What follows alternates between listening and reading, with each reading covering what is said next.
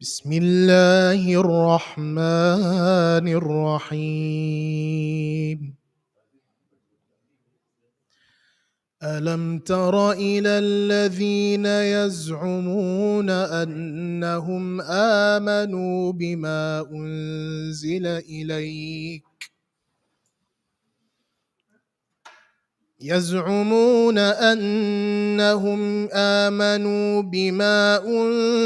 إليك وما أنزل من قبلك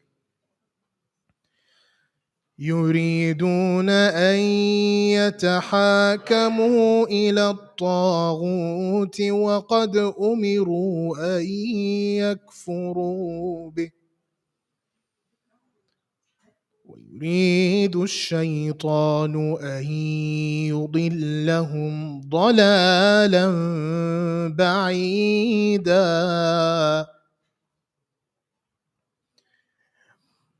وإذا قيل لهم تعالوا إلى ما أنزل الله وإلى الرسول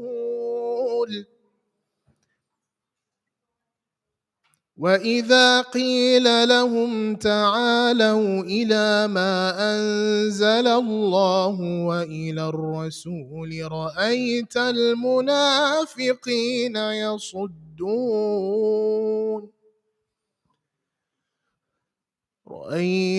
المنافقين يصدون عنك صدودا.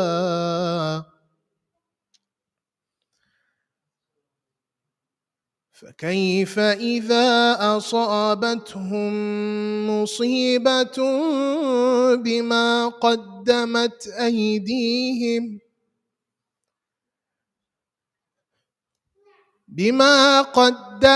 أيديهم ثم جاءوك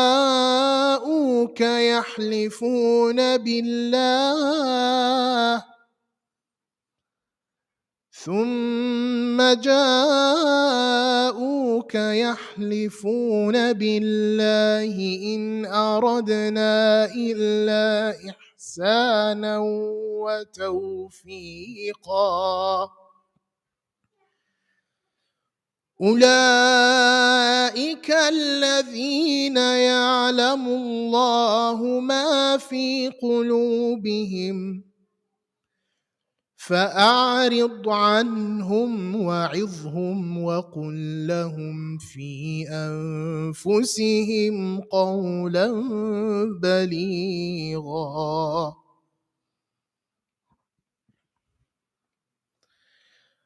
وما أرسلنا من رسول إلا ليطاع بإذن الله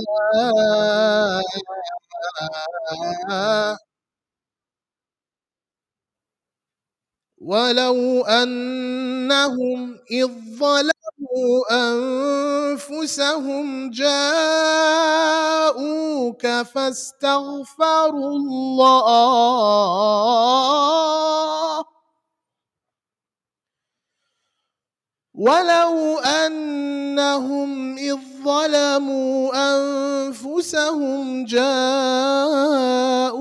فاستغفروا الله واستغفر لهم الرسول لوجدوا الله توابا رحيما. فلا وربك لا يؤمنون حتى يحكموك فيما شجر بينهم ثم لا يجدوا في أنفسهم حرجا مما قضيت ويسلموا تسليما. صدق الله العلي العظيم. صلوا على محمد وآل محمد.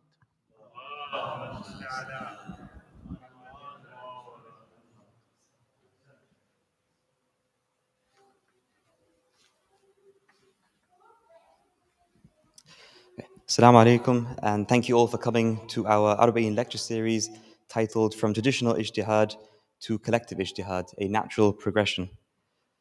This year's lecture series is sponsored on behalf of the marhumeen displayed on the TV screen located outside the chapel. Please can we begin by reciting Surah Al-Fatiha for all those and all other marhumeen. Al-Fatiha.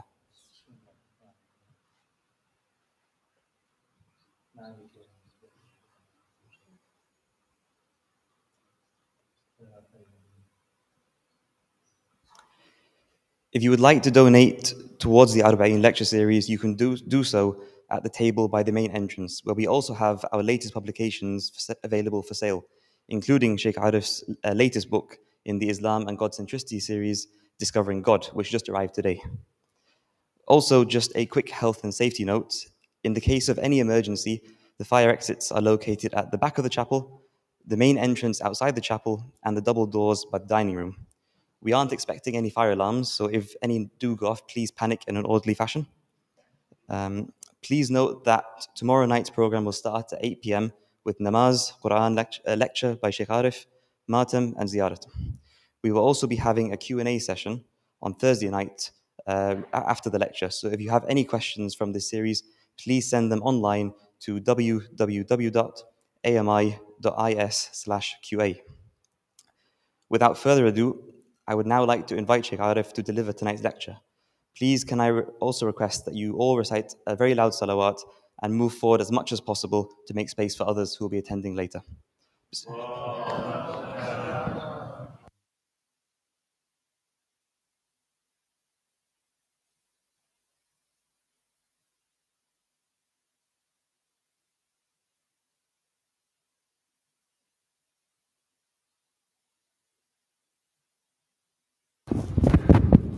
رحم الله من قرأ الفاتحة.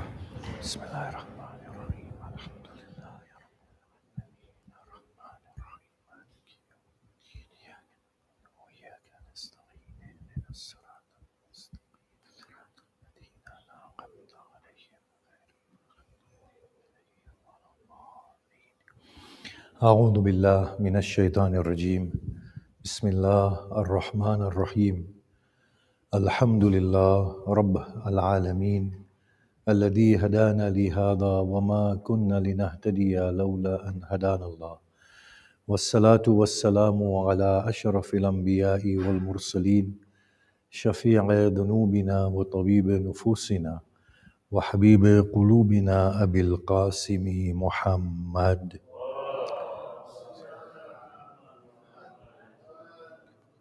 وآله الطيبين الطاهرين المعصومين وأصحابه المنتجبين ومن تبعهم بإحسان إلى قيام يوم الدين.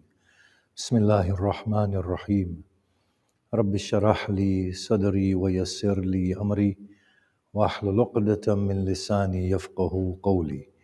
أما بعد، السلام عليكم جميعا ورحمة الله وبركاته. بسم الله الرحمن الرحيم. You must have heard the term collective ijtihad, where a group of experts come and deduce the regulations that are required of us as Muslim capable individuals to be executed and to be performed.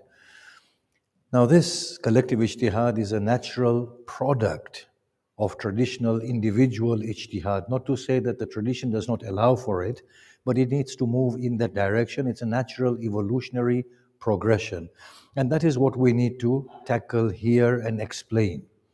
I do not speak as the representative of the ICCI and the particular model that the ICCI has. ICCI as the International Center for Collective Ijtihad, and you must have heard of it as well, and their decrees that are often posted on their social media or on our social media. What I want to do here, though, is just to explain the basics of what is going on.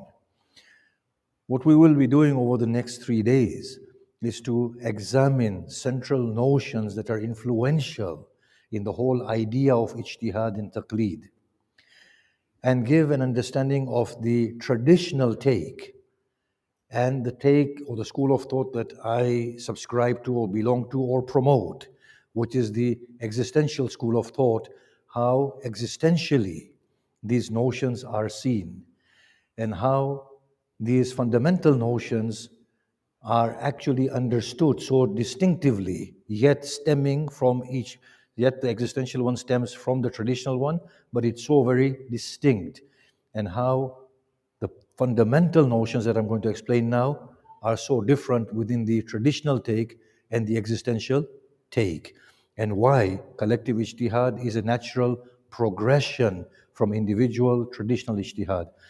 So I'll explain certain terms. Individual ijtihad is basically one mujtahid, qualified, deducing the want or command law of God from its given sources. Collective ijtihad are a group of minds, and we'll explain this on Thursday, be they strictly mujtahideen or one mujtahid with many advisors, or mujtahideen with differing perspective, or mujtahideen with differing perspective together with the input of experts within the field. So these different sort of models of collective ijtihad will explain, and existentially I will say which I feel existentially is the best model and how taqleed ought to be. Now, the central theme in ijtihad and taqleed is the term takleef. It's all about takleef. Now, takleef doesn't mean what you're experiencing right now. Did you get that? Salawat.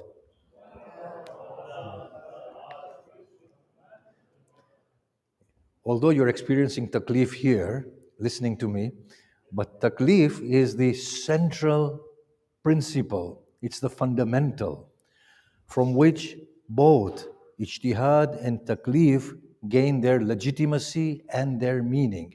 They're all developed on the sense of takleef. Now, what is takleef, apart from what you're experiencing right now? Takleef means to impose something upon another, linguistically, to burden the other with something that is arduous. Otherwise, it would not be known as takleef. Takleef means to give kulfa. Kulfa means difficulty, something strenuous, arduous. To place that upon another, that means takleef. As far as religious meaning of takleef is concerned, or the Sharia meaning, means to burden the other with Sharia responsibility, or to vest responsibility upon the other. Now, the other is a person belonging to the faith with their qualifications, which we will go through in a little while. So, what is the responsibility with which we are vested? According to the Sharia, these responsibilities are either absolute or non-absolute. The absolute ones are wajib and haram. Wajib is something that cannot be abstained from. Haram is something that cannot be performed, or less than absolute, such as encouraged mustahab and discouraged makruh, or the whole region of what is between the absolute limits of wajib and haram, which is known as mubah, whether it's makruh or mustahab, or whether it has no regulation as such. These are known as the takalif of Sharia with which we are vested. Now, to understand what is the taklif leads us to the performance of ijtihad. Well, what does God or the Sharia require from me? That whole process of understanding and deducing takleef leads to the process of ijtihad. And we will be talking in a couple of days' time as to how the ijtihad is performed, but we'll be building. Every lecture will be building towards the end.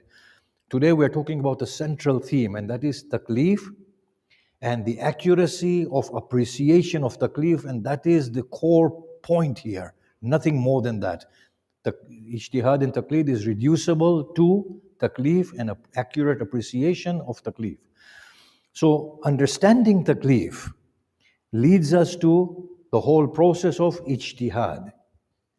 The people who do understand what the takleef is accurately, traditionally are known as mujtahideen or mujtahideen, the one who does ijtihad. For those who cannot accurately understand what takleef is, will follow the one who does understand it. And that is known as taqleed. We will explain the semantics of taqleed tomorrow. That is known as the process of imitation of the one who does know. Now, traditionally, these duties, wajib, haram, mustahab, makruh, and the broad notion of mubah or the narrow notion of mubah, I'm not going to spend too much time explaining things because I do want to get through something else which is quite substantive. So these are just ABCs, right, that you all know. I'll go quickly through them. But these are the fundamental sort of assumptions of the traditional school of thought that we are abiding in, or the majority of the Shias and the Sunnis are abiding in. That takleef, what that means is the regulations pertaining to every human action. Takleef embraces every aspect of human life, be it private or public. In other words, takleef, which are the regulations, are encompassing and comprehensive. That's the first thing. For everything, there is a rule. So therefore, we come to the second point. There are duties that are set by God, as understood by God. They are set by God for every human action and affair. And they have been conveyed to us either through the speech of God, which is the Quran, or the Sunnah of Prophet Muhammad sallallahu alaihi wasallam, or according to some Shia interpretation, together with the Prophet Muhammad, the family of Prophet Muhammad sallallahu alaihi wasallam. And for that, we have the hadith of the Blessed Sixth Imam, in which he says, there is nothing that the community will require until the day of judgment, but that it is to be found within the book of God and the Sunnah of Prophet Muhammad. 3, the third assumption and the outlook of the traditional camp is that these duties conveyed by the Quran and the Sunnah of the Prophet, or the Sunnah of the Prophet and the instructions of the family of the Prophet, have finality. By finality, what we mean is that they are unchanging. They will never change. They will remain the same. They are, in addition to being comprehensive, they will not change. Now I'm going to introduce two terms here.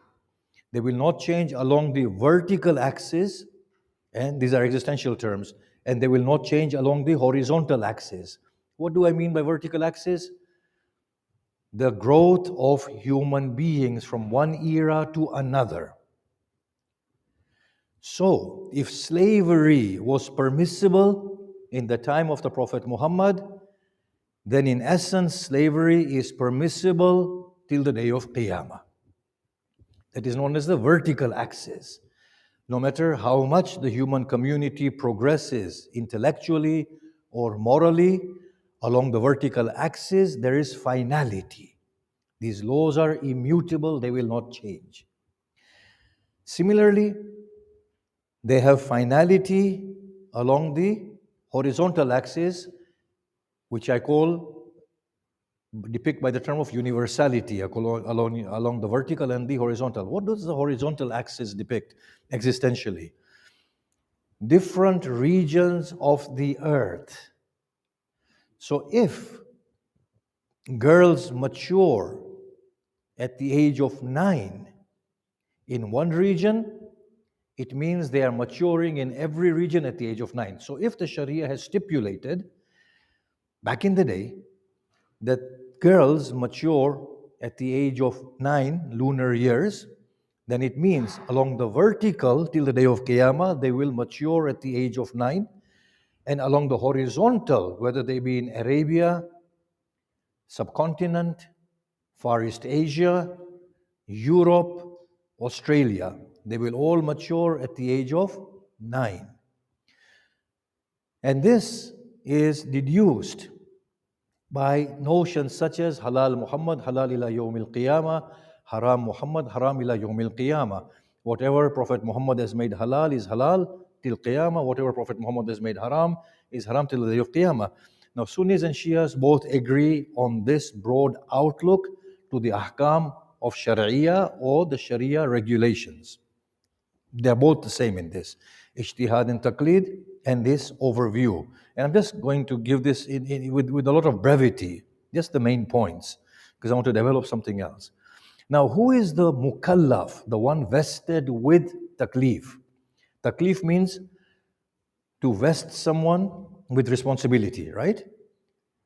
To give responsibility to the other. In this case, God gives responsibility to His creatures. Now, who qualifies as the one to whom takleef is given? The term for that is mukallaf, upon whom takleef is placed. Who is a mukallaf? Traditionally, mukallaf is one who is mature and sane. Obviously, the Maulanas are out. Now, what is traditionally the meaning of maturity and sanity? Maturity is set at the age of puberty. Furthermore, puberty is determined to be 9 lunar years for girls and between 13 and 14 for boys. I mean, there can be a little bit of fluctuation before 14 in boys, but with girls, the cutoff point is 9 lunar years. And what is sanity? Sanity is whatever is not classified as insanity. So if you were to say that this person is not mad, then they are considered to be sane. So there is no nuance in there as far as sanity is concerned, that somebody is suffering from depression or things like that. But then, of course, somebody is suffering from depression, you can't even call them insane because it's offensive. So you can see the problem there. Yeah? But mentally, whether they are having the capacity or not, that's not discussed. It's just flat rule. Certain age, certain level of mental aptitude. That's it. Very simplistic. Now, if a person qualifies as a mukallaf, then at that age, it is understood that every Sharia responsibility becomes incumbent upon that person as it is conveyed by the Quran and the Sunnah, the lock, stock, and barrel of duties. Be it fasting, transacting, marriage, divorce, owning, gifting, whatever it is, will become either a duty or a right. Similarly, liabilities. If a mature person commits a crime of theft, then they will be liable for the punishment, because that is a cutoff point. That is where people are seen as having reached adulthood. So they are responsible for lock, stock, and barrel of Sharia duties from that age onwards, provided they qualify as sane entities.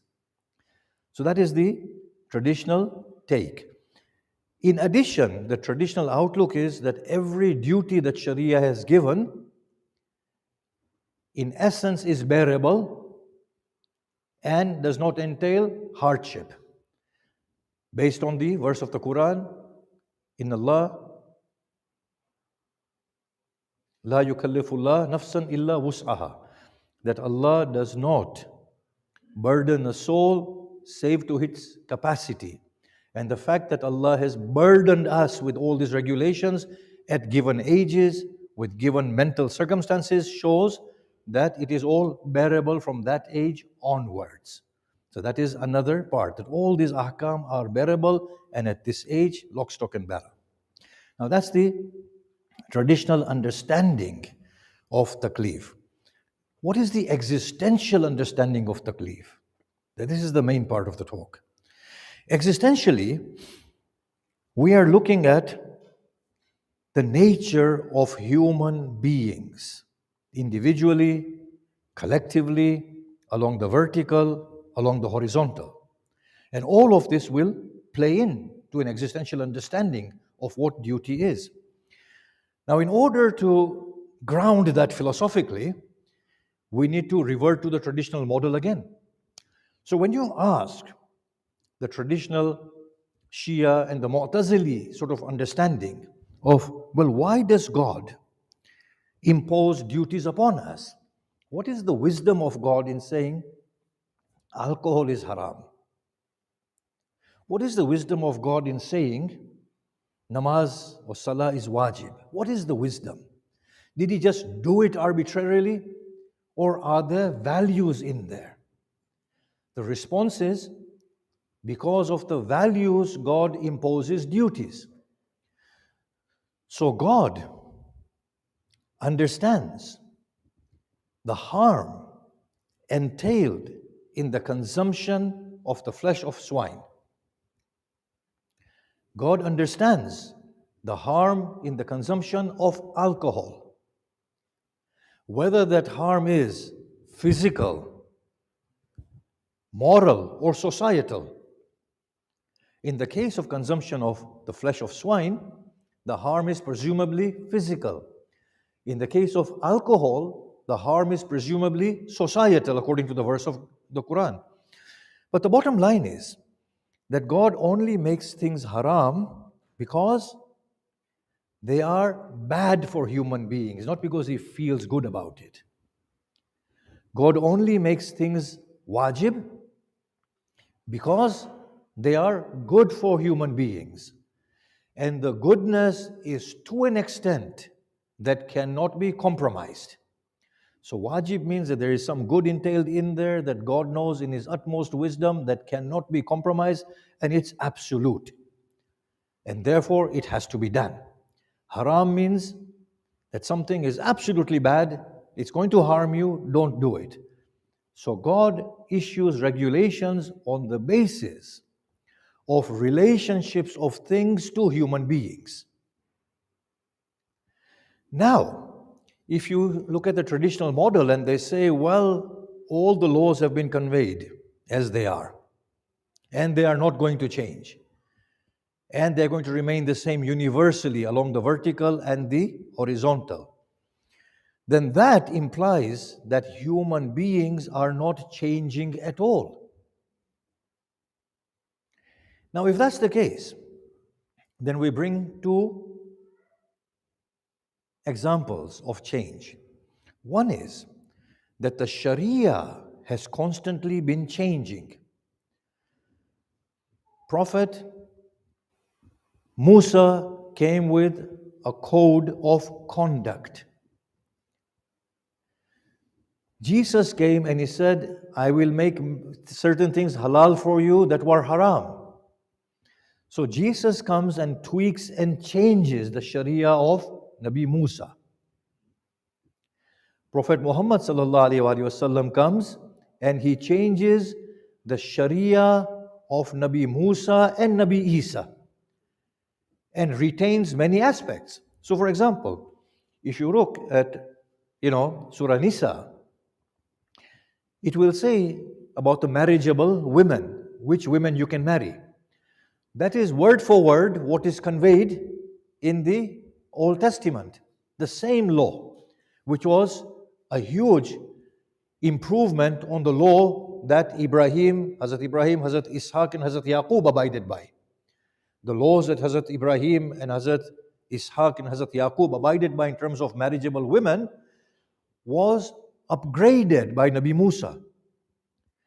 In the Quran, the same law of Nabi Musa is retained. But other laws have been changed. So along the vertical axis, we are seeing that the replacement of Sharia by another Sharia, subsequent one, with the process of time and the growth of human community, The Sharia has been changed, tweaked, updated. Then we come to the Quranic phenomena of abrogation. In Quran, you find that certain verses were given first and then replaced by other verses. Now, Imam Arif Salamullah alayhi in Najul Balagha at some place says, I think maybe in the very first 2-3 khutbahs, that there were laws that were time bound from what I recall now. Many years ago I read these sermons, and there are some that were not time bound. So those that were time bound were abrogated by later ones.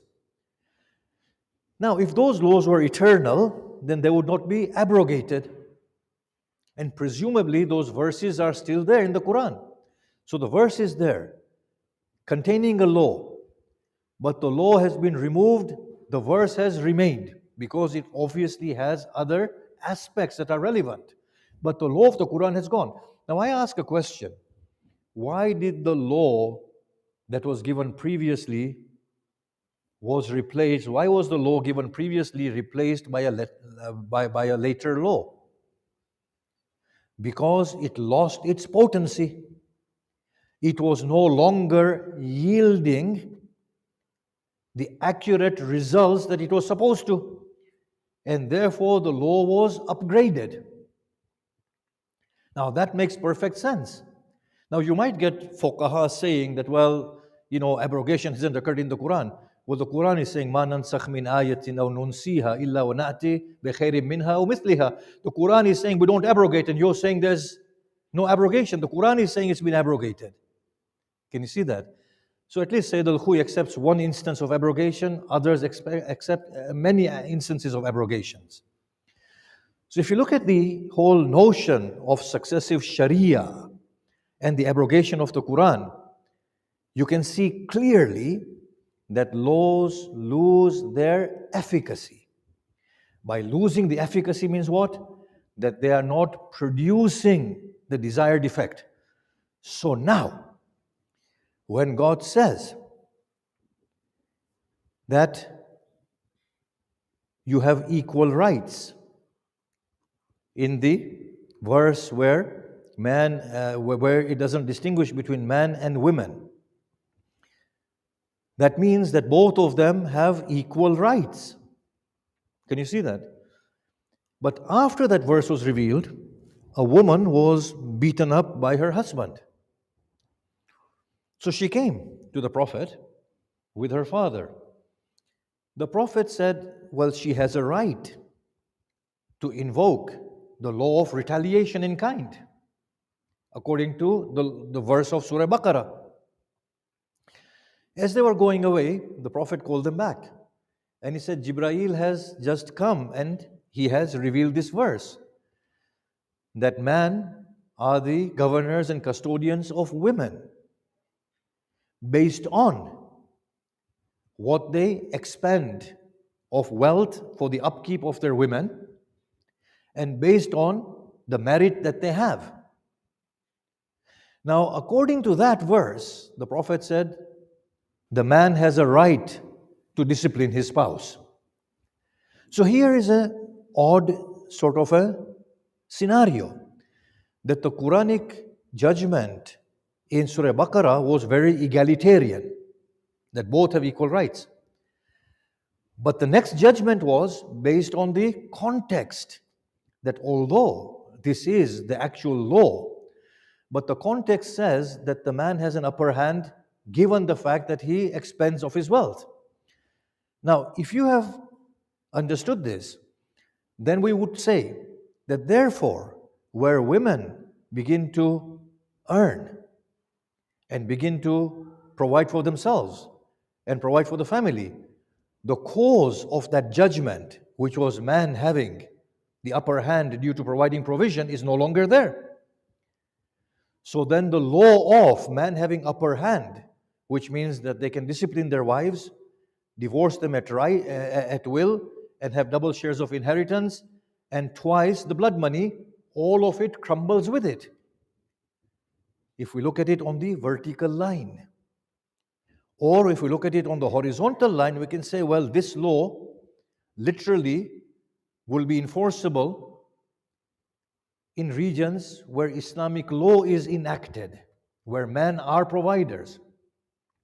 But along the horizontal line, if you come to regions where men are no longer providers, then they lose the right of disciplining their spouses, they lose the right of unilateral divorce, they lose the right of double inheritance. All of this fades away. But to make it more simple, according to the traditional model, slavery is still a valid law. Concubinage is still a valid law. Marriage of young girls of 9 lunar years and before that is still a valid law. But today, with the moral growth of humanity, we frown upon these things. We say that these are no longer in line with human values, sense of human dignity and human virtuous state. We can no longer take slaves. We can no longer take concubines. We can no longer marry off little girls. So here now what we are saying is the traditional take, if you look at it, it's oblivious to historical trend. But you see, they will be caught. They will say, well, Quran is final. Quran is final. And what can we do about it? We will say, maybe you have not understood the meaning of finality of the Sharia. Maybe you haven't understood it. Maybe the finality of the Sharia in terms of its regulations is in the essence of those regulations, what they were trying to convey, not in the forms of those regulations. According to your understanding, I'm going to build on this slightly, so bear with me. If a Muslim were to go to Mars, then the Muslim would be in an impossible situation. Either you will say that fasting is no longer wajib because there's no moon like the one we have here, or that they can't go to Mars because they will be taking themselves out of a context where they are supposed to be adherents of the Sharia. And they can only adhere to the Sharia whilst they are terrestrially bound. So you either have two options. Either all the Muslims are supposed to stay on earth whilst the rest of the humankind takes off somewhere, or Muslims go to Mars and there are no prayers, there are no fasts because there's no sunrise, sunset like the way we have here, and there's no Qibla direction. Now, for them to circumvent this problem, they will say, well, no, we will face the direction of the earth. So that's where I will say that therefore you are adhering to the essence. You have relinquished the form. And if you were to say, no, fasts are meaningful fasts, then I say, see, you are coming towards the essence. You have relinquished the form. The day is 48 hours. How long is the day on Mars? We don't know. We'll know soon, right? I mean, especially after this, when people do the search, they will see it. Let's say the day is 70 hours on Mars. They will say, well, no, 5-time prayers are too less. They should be at regular intervals between sleep and wakefulness. So the prayers, so I said, therefore, there you go. You've sacrificed on the form and you've come towards the essence. Can you see that? You have changed with the changing circumstances. So within the existential scheme, humanity is always evolving on the vertical. On the horizontal, human collectivities in different pockets experience different circumstances. So the regulations have to change with them. In terms of the moral, vertical, human evolution is concerned, well, many things will become frowned upon. Many things will become inconsistent with human dignity. You will no longer be able to beat your wives. You will no longer be able to marry off little girls. You will no longer be able to take slaves. And that's how Sharia needs to move constantly. So, according to the existential framework, there is no finality, universality, or comprehensiveness in any of the Sharia regulations. They are constantly mutating and they are constantly changing on the vertical and on the horizontal. The question is how, that's another thing altogether, which we will discuss. By the way, I'm intending to do 10 lectures on this thing very slowly in Canada next year if Allah gives life. So Sharia regulations at most, those that are conveyed within the Quran and the Sunnah, were optimally yielding their values in their immediate context when supplied in the Quran and by the Prophet. So for example, fast from dawn to sunset. It was a meaningful day. Yeah? It was there in that context, it was optimal, the physical law literally conveyed. You move out of that context, come to a region where sunrise, sunset is 2 hours or 4 hours. There is no difficulty. There is no difficulty in this fast, and there is no benefit in such a fast. From here, we understand that fast is bearable difficulty to the extent of different aptitudes. If somebody is diabetic, then obviously they will sip things once in a while and they will continue fasting. If somebody has to take medicines, they will take their medicines, they'll continue fasting. Able-bodied people like the Maulanas will fast the full scale fast, right? So now what is bearable difficulty? Bearable difficulty is, 16 hours, 14 hours, whatever is beneficial for the body and in return for the mind.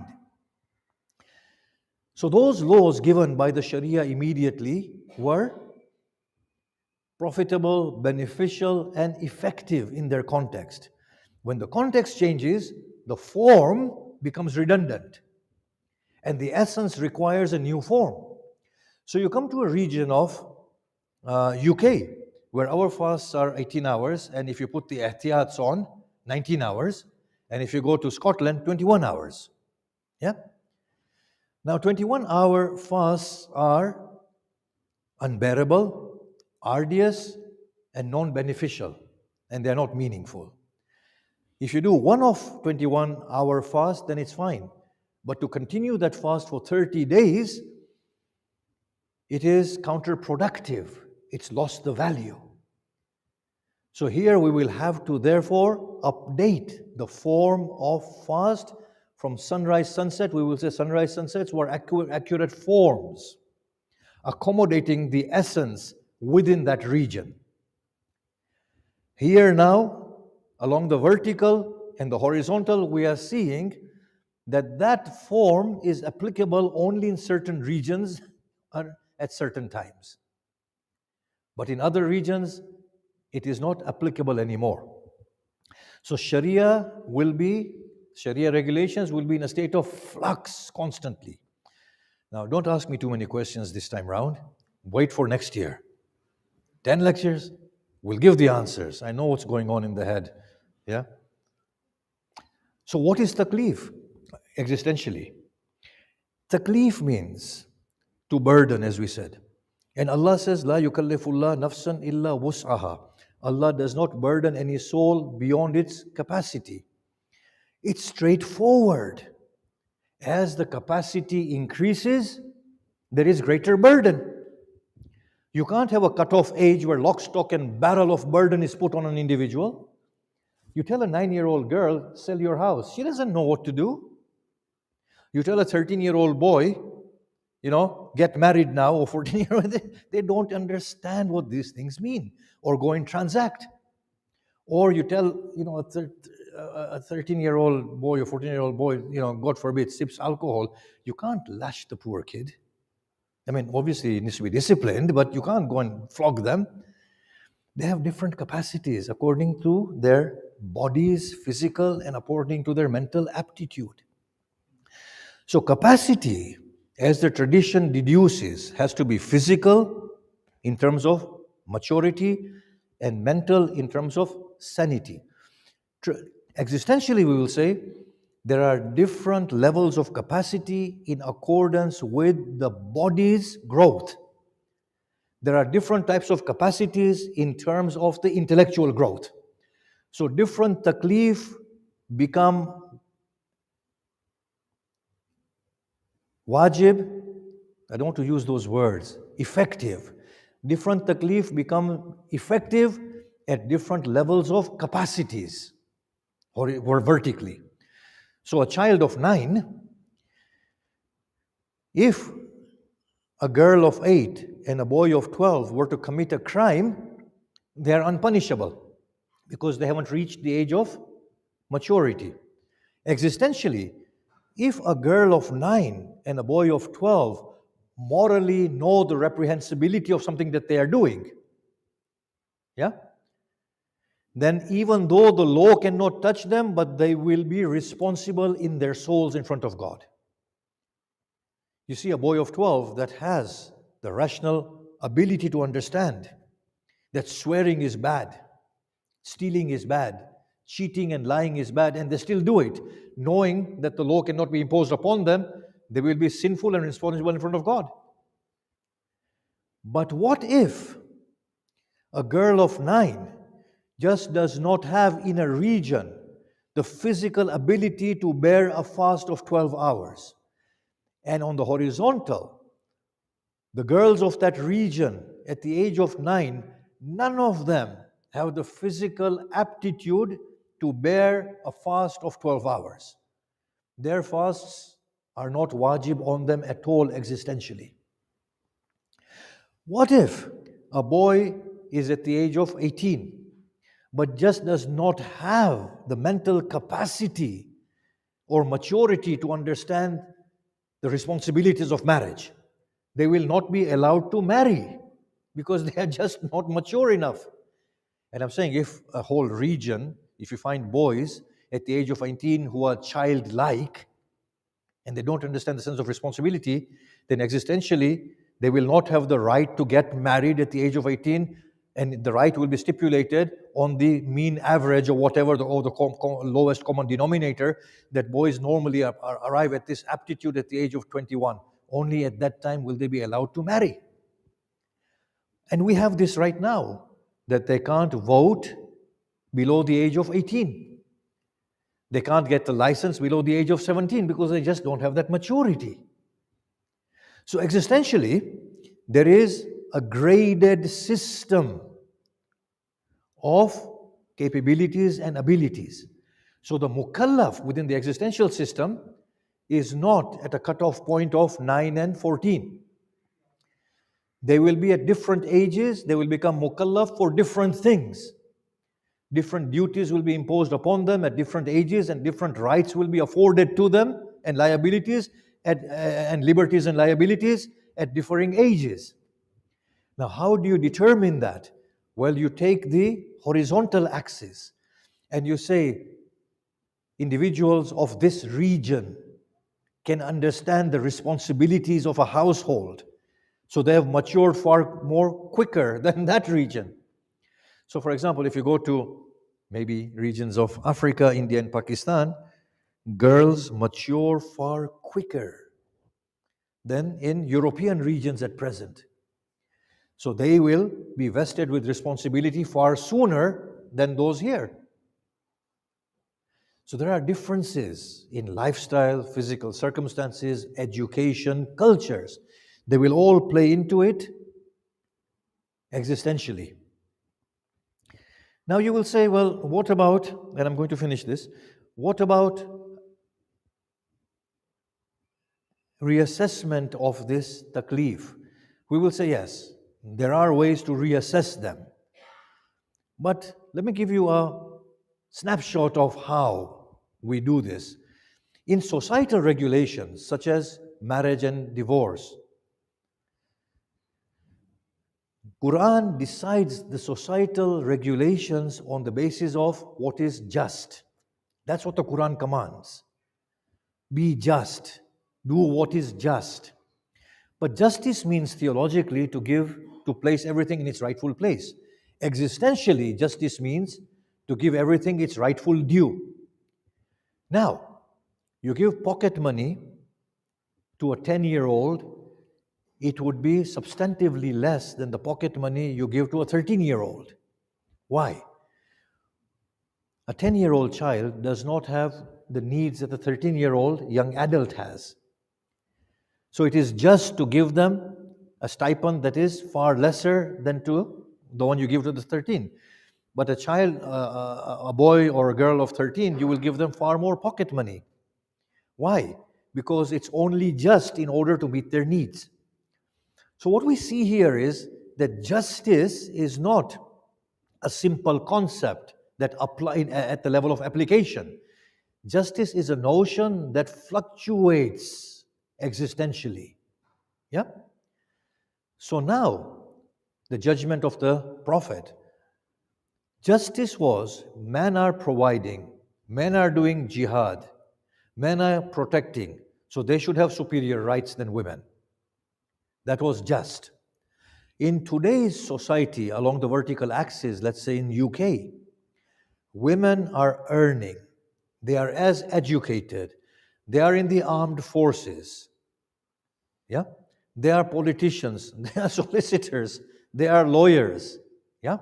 They've been given opportunities to actualize their potential, intellectual potential. It is no longer just to beat women. It is no longer just to have the right of divorce exclusively for men. It is no longer just to give them half shares of inheritance. Justice means, theologically, to place everything in its rightful place, existentially, to give everything its rightful due. The societal regulations are based on the Quranic principles of justice, lack of hardship, and ease. Allah wants ease for you. Allah does not wish hardship for you. That's just a little sort of an understanding. The age of puberty and responsibility. Is it just to burden a 9-year-old girl by lunar age with a 20-hour fast? It is not. Existentially, we will not be confined, as the traditional camp is, to the primary sources of the Quran and Sunnah. Existential system will say anything that can give an accurate appreciation of the value entailed within the regulation can be utilized. So the traditional system will say, I need to analyze the Quranic verse on fast. Yes? That's the traditional system. The existential system will say, I need to refer, in addition to the Quran and the Sunnah, to medical research as to what is a meaningful fast and the notion of abstention. So existentially, we are open to a variety of sources that tell us what is the best course to produce the result intended by God. Because what was intended by God in terms of the production of the result from this law is no longer being produced. So existentially we will conduct that sort of a calculus. Now my time is over. I wanted to say one or two more things, but I'm going to leave with a bottom line, which is going to be the same thing that we are going to be discussing tomorrow and after tomorrow in the context of takleef and ijtihad. And that is, takleef is all about accuracy of understanding what God wants, traditionally. Existentially, takleef is all about understanding accurately what God wants at any given time and space. Can you see the distinction? Traditionally, takleef means to accurately understand the want of God as He has conveyed in the Quran and Sunnah, because they yield values that are absolutely necessary. Existentially, takleef means an accurate appreciation of the want of God in any given time frame and any given region, because that accurately yields the values that God intended. So I'm going to leave it at that. We come to the mention of the grief endured and suffered by our blessed Imam and his family.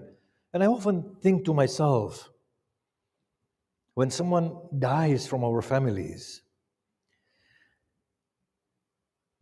and especially if they have suffered, the thought of their suffering plagues us, it doesn't leave us, and tears the arteries of our hearts.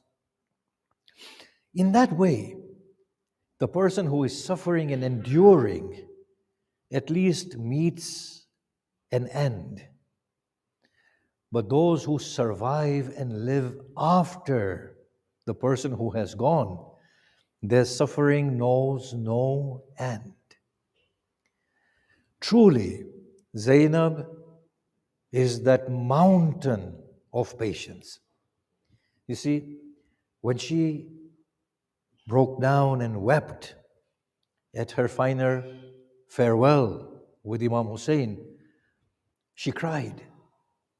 And he said, "Do not cause me grief through your tears, O sister, for your tribulations shall know no end after I have gone. Bear them with patience." She wiped her tears and looked at her brother and she said, "I shall be as it pleases you, dear brother. You shall find me persevering and patient." Now I'm going to tell you something here and think about it carefully. Somebody had died, and those that remained behind found no peace in their hearts. The news reached the sixth Imam. The sixth Imam said, "Tell them to go to the grave of their beloved deceased and put the palms of their hands upon the dust of the grave, and they will find some solace." To whose grave should Zainab go? She is being carried on the back of a camel, and ahead of her, she sees the decapitated body of the love of her heart. Kulsum turns and says, "Oh grandfather, the angels salute you within the heavens. Come observe what our eyes see. Is this not your grandson Hussein, who rode upon your shoulders, whose lips you adorned with endless kisses? See how he lies upon the burning sand. See how his head is separated from his body. See how his blood has oozed and given him the ceremonial washing. See how the dust has given him the kafan. But what may I say? That this was not the end of their tribulation. We hear and we read that little child of Hussein was in the embrace of Hussein. And they were told, prepare to go onwards. The child is but a child. She was rudely removed with the cracking of a whip upon her back. Zainab says, "Oh brother, I would have remained at your body, even if the wolves were to have consumed my flesh. But what may I say? Looking after your little ones has tired your sister. Do you not see how my back has been blackened by the whip of shimmer?" ارحم الله من قرأ الفاتحة. الرحمن الرحيم.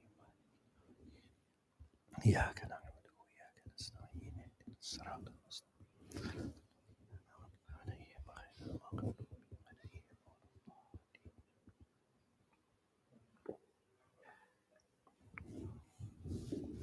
الضالين. ماتم حسين.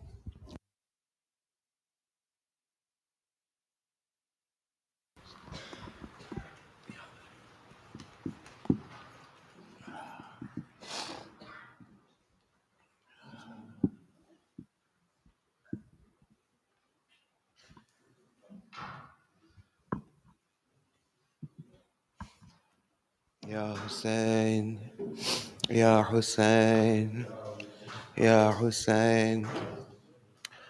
Tonight is now our beloved Prophet's beloved granddaughter heads to Sham as a captive. Ya Hussein, Ya Hussein, Ya Hussein. प्यारे नबी की प्यारी नवासी, प्यार नबी की प्यारी नवासी, शाम को कैदी बन के चली है, आई नगम में मुँह पे उदासी, आई नगम में मुँह पे उदासी, शाम को कैदी बन के चली है, प्यारे नबी की प्यारी नवासी, प्यारे नबी की प्यारी नवासी, बन के चली है। बेटों की दौलत हक पे लुटा दी, लब न हिलाए दुनिया हिला दी। बेटों की दौलत हक पे लुटा दी, लब न हिलाए दुनिया हिला दी। सर की मलेका गम की खजादी, शाम को कैदी बन के चली है, प्यारे नबी की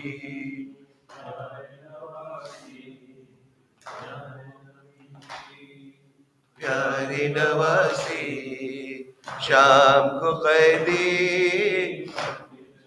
है।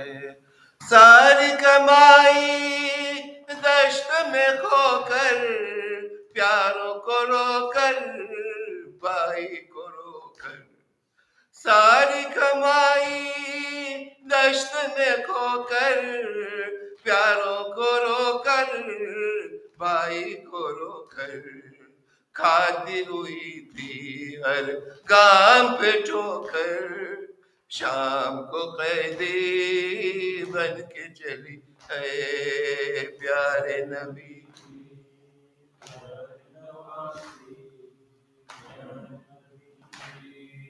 प्यारी नवासी, शाम को कैदी है।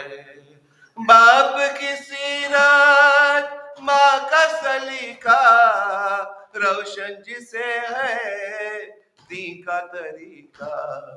बाप की सीरत माँ का सलीका, रोशन जिसे है दी का सलीका।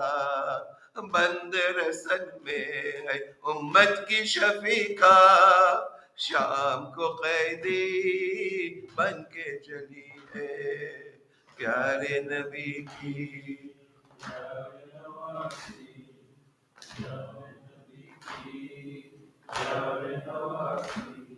शाम को कैदी बन के चली। उरियान है सर अहमद का घराना, कूचा बाजारों में वो फिराना।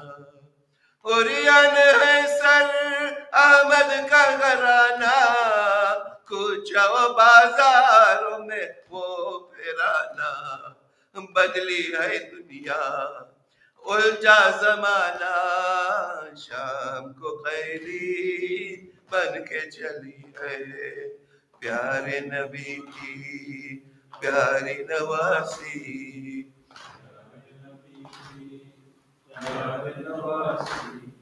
शाम को कैदी बन के चली है। कूफे में खलकात का वो मचना, राह बनी एक चश्मे तमाशा। कूफे में खलकात का वो मचना, राह बनी एक चश्मे तमाशा। हाय गुजरना वो आले अबा का, शाम को कैदी बन के चली है, प्यारे नबी की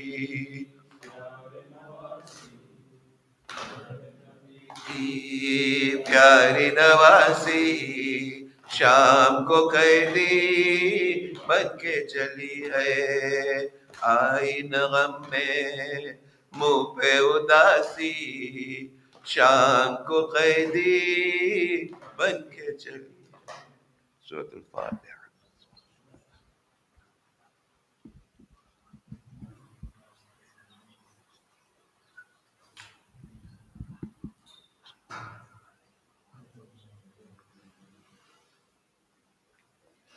السلام عليك يا نبي الله، السلام عليك يا رسول الله، السلام عليك يا أمير المؤمنين، السلام عليك يا فاطمة الزهراء سيدة نساء العالمين، السلام عليك يا خديجة الكبرى أم المؤمنين، السلام عليك يا أيها الحسن المجتبى، السلام عليك يا أبا عبد الله، وعلى الأرواح التي حلت بفنائك وأناخت برحلك عليك مني جميعا سلام الله أبدا ما بقيت وبقي الليل والنهار، ولا جعله الله آخر الهدي مني لزيارتكم.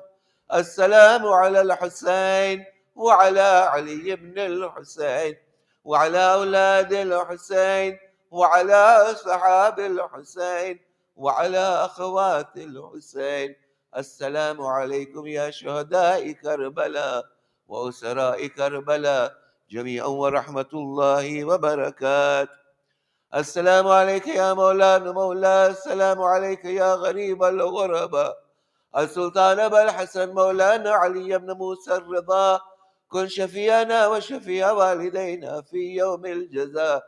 سلام الله وعلى آبائك السبعة وأبنائك الأربعة وعلى أختك فاطمة المعصومة جميعا ورحمة الله وبركاته. السلام عليك يا حجة الله يا ابن الحسن، يا صاحب العصر والزمان، سيدي الأمان الأمان الأمان من فتنة الزمان. السلام عليك يا خليفة الرحمن، السلام عليك يا شريك القرآن، السلام عليك يا كعبة الإيمان، السلام عليك يا إمامي وإمام الإنس والجان. أجر الله تعالى فرجك وسهل الله مخرجك واجعلنا من آوانك وأنصارك والمستشهدين بين يديك. السلام عليكم يا أهل بيت النبوة جميعا ورحمة الله وبركاته.